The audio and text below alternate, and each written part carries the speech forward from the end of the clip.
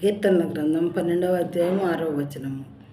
Psalms chapter 12 verse 6. The words of the Lord are pure words, like silver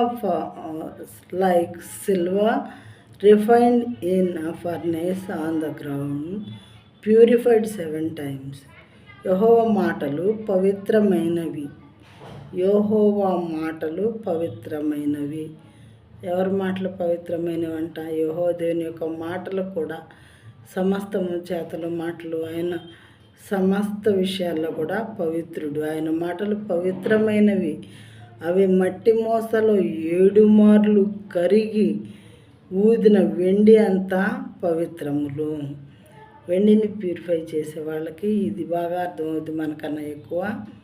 అవంట ఆయన మాటలంట మట్టి మోసలో 7 మార్లు కరిగి ఊదిన వెండి ఎంత పవిత్రంగా ఉంటుందో అంత పవిత్రమైన అంట యెహోవా దేవుని యొక్క మాటలు. ప్రియమైన వారలారా, ఎంత పవిత్రమైనటువంటి దేవుని మనం కలిగి ఉందామా? ఆయన మాట విందామా?